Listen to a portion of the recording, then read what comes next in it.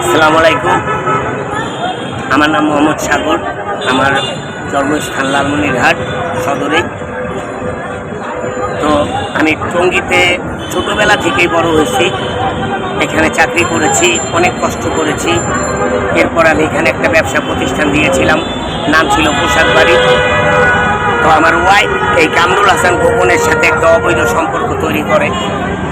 আমি অনেক শাসন করি, না শোনে না। আমার ওয়াইফ ছেলেকে সাবলেটও ভাড়া দেয় আমার রুমে। লাস্টে আমি আমার রুম ছেড়ে দিয়ে মাজুখান চলে গেছিলাম, যাতে ওই ছেলে আমার কাছে না যেতে পারে, আমার বাড়িতে না যেতে পারে। তো 2022 সালে আমার বড় মেয়ে আমাকে একটা ফোন দেয়, বাবা তুমি কোথায় আছো? আমি ফোন পেয়ে তাড়াতাড়ি স্টেশনে রোডে চলে যাই, থানার সামনে গিয়ে দেখি আমার মেয়ের কামড়ের দাগ, পায়জামায় রক্ত। আমি বলি তোমার কি হয়েছে মা? নিশ্চয়ই কুকুর কামড় দিয়েছে। বললো না বাবা, কুকুর আমাকে কামড় দেয়নি। খোকন চাচ্ছু স্কুলে আসছিল, যে আম্মু নাকি বলছে যে কামার ভাড়া রিস্কায় উঠাই দিতে। সে তার ফ্ল্যাটে নিয়ে যেয়ে সে আমাকে এইভাবে কামড়াইছে। সেদিনই আমি আমার ওয়াইফকে ডিভোর্স দিই এবং কামরুল হাসানের নামে মামলা করে আমি আমার 2 বাচ্চাকে নিয়ে লালমনিরহাট চলে যাই। লালমনিরহাটে গিয়ে আমার মেয়ে কাব্য নামের একটা ছেলের কাছে নির্যাতিত হয়, আর আমি ফান্দে পড়ি ফরিদা ইয়াসমিন নামের এক অ্যাডভোকেটের কাছে। জোর জবরদস্ত করে আমাকে বিয়ে করে। বিয়ে আমি করতে চাইনি, জোর করে বিয়ে করে আমার বাচ্চাকে টর্চার করে এবং আমার সৎ মা টর্চার করে আমাকে। এদিকে সৎ বোন জামাই আমাকে মারে, টর্চার করে। পরে আমি আবার ঢাকা চলে আসি। ঢাকায় এসে আবার এই কামরুল হাসানের কাছে আমি ধরা পড়ি। সে জামিনে বেরোয় টঙ্গী স্টেশন রোড থেকে আমাকে, বড় মেয়েকে, ছোট মেয়েকে কিডন্যাপ করে এবং নির্মমভাবে আমাকে মারে ওই ফ্ল্যাটে। আমার বউকে ফোন দিয়ে আনে, আমার বউ আমাকে পাগল সাব্যস্ত করে থাপড়ায়, খুব অত্যাচার করে। তারপর আমি বলেছিলাম যে আমার বাচ্চা দুটার ক্ষতি করিও না, কিন্তু এই কামরুল হাসান শোনেনি। আমার বউকে একটা চাকরি নিয়ে দিল লতা হারবালে, তার ভোটার আইডি কার্ড দিয়ে। আমার বউ চাকরিতে চলে গেল। সে আমার মেয়েকে আমার সামনে ধর্ষণ করা শুরু করলো, আর সে না আরো 2-4 জন মিলে। তো আমি বাধা দিতে পারিনি।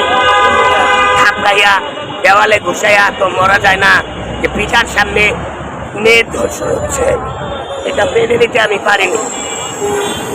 আমি সাগর ফ্যানে চলে আত্মহত্যা করানোর চেষ্টা করেছিলাম, কিন্তু ফ্যান ছিল না। 1 মাস 12 দিন ওই রুমটায় আমাদেরকে আটকায় রাখে। পচা খাবার দিয়েছিল, শুধু চাল দিয়েছিল, চাবায় চাবায় খেয়েছি। অনেক কষ্ট আমরা করেছি। পৃথিবীর মধ্যে কিয়ামত দেখেছি আমি, আমার বাচ্চারা দেখেছে। ছোট মেয়েকে বলেছে, কি বলেছে বলো? বড় আপুকে সামনে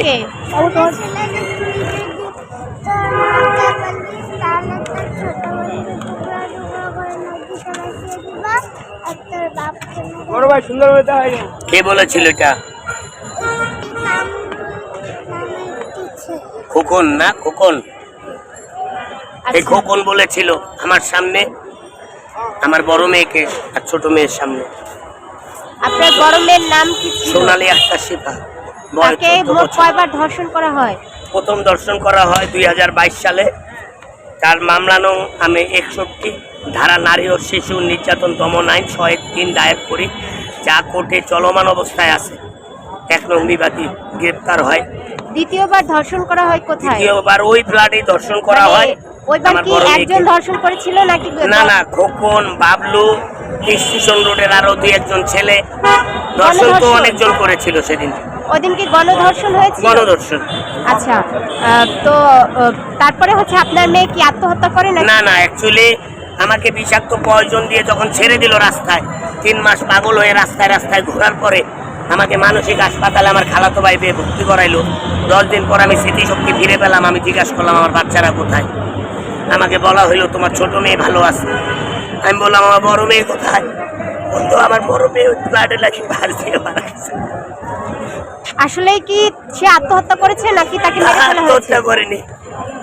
আমার মেয়ে আত্মহত্যা করবে কেন? ভালোবাসতো বাবাকে, ভালোবাসতো ছোট বোনকে, অনেক স্বপ্ন ছিল আমার মেয়ের। সে বড় হয়ে একজন ম্যাজিস্ট্রেট হবে। আমাকে বলতো বাবা আমি ম্যাজিস্ট্রেট হবো, কারণ কেউ যাতে ধর্ষণের শিকার না হয়। এই বাংলাদেশের সাথে কোনো অন্যায় না হয়, এই প্রতিবাদ আমি নিজে করবো বাবা। আপনি বলতো আমাকে, আপনার প্রথম স্ত্রী এখন কার সাথে আছে, কোথায় আছে? বলতে পারি না। 2 মাস আগে আমার কাছে মাপ চাইতে গেছিল, 2-3 মাস আগে। আমি বর্তমান মেডিকেলে ভর্তি করাইছি, 2 মাস আগে চলে আসছি ঢাকা। এরকম ঘটনায় প্রশাসন কিংবা এলাকাবাসীর পক্ষ থেকে কোনো সহায়তা পেয়েছেন? না, আমি টঙ্গী পূর্ব থানায় 101টা অভিযোগ করছি। হেরা হইলো ওসি ঘুষখোর, এসআইরা ঘুষখোর। আমার কাছে তো টিয়া নাই, হেগো কাছে গুড়ি গুড়ি টিয়া দেয়। হেরা টিয়া রাখা হেগো সাপোর্টে। আমি থানায় অভিযোগ নিয়ে গেলে আমার পিড়িয়া বাই করে দেয় মাইরা। এরপরে থানায় গেলে নাকি ওই যে নেশার কি ট্যাবলেট আছে না, এই ট্যাবলেট দিয়ে আমার বলে চালান করে দিব, কয়া দিছে থানার সামনে যাতে তোরে পাই। এখন আপনি কি চাইতেছেন? আমি চাইতাছি আগামী রবিবার বৃহস্পতিবারের মধ্যে যদি এই আসামিদের গ্রেফতার করা না হয়, সকল দেশবাসীর কাছে আমার চাওয়া এবং ডক্টর ইউনূস স্যারের কাছে আমার চাওয়া, যদি এই বৃহস্পতিবারের মধ্যে আসামিদেরকে মামলা করে গ্রেফতার করা না হয়, আমি আমার এই বাচ্চারা যে স্কুলে পড়তো, লালমনিরহাট মিশন স্কুলের স্টুডেন্টরা, তোমরা সবাই মাঠে নেমে পড়বা সকাল 10টায় বৃহস্পতিবার মিশন মোড়ে।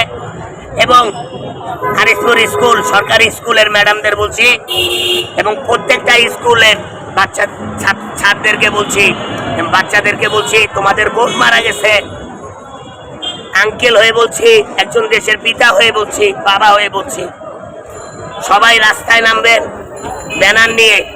আমার আইডির নাম হচ্ছে ফেসবুকে স্বপ্ন আহমেদ সাগর। ওইখানে গেলেই আমার ডিটেলস দেওয়া আছে, আমার মেয়ের ছবি, হত্যাকারীদের ছবি, মামলার কাগজ এবং অভিযোগের কাগজ সব দেওয়া আছে।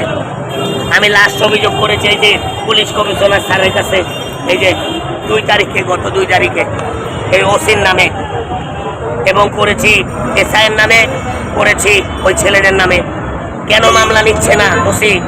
কেন এত টাকা খেয়ে আমাকে মাইক দিয়ে বের করে দেয় থানা থেকে? আমি তো দেশের নাগরিক, আমি তো থানায় একটা অভিযোগ দিতে চাই পারি। আমাকে বলে তোকে মেরে ফেললে পরে যাবো, এর আগে যাবো না। আরে আমারে যদি মাইরা হাল্লাই যায় তা চিন্তা করেন না দেশবাসী। আমি রবিবারে পেট্রোল নিয়ে আসবো এইখানে সাংবাদিকদের সামনে এবং মেয়ের ব্যানার নিয়ে আসবো। রবিবারের মধ্যে যদি এই ছেলেদের গ্রেফতার করা না হয় আর এই ওসির পদত্যাগ না করে, এই এসআইদের পদত্যাগ না হয়, তাহলে এইখানে ওসি বলছে আমারে মজা যাইতে, যে পেট্রোল দিয়ে মজা যা, পরে যাইবো পুলিশ। তাই না বাচ্চার আমি মজা যাবো ইনশাল্লাহ, পেট্রোল ধরে দিয়ে মজা যাবো।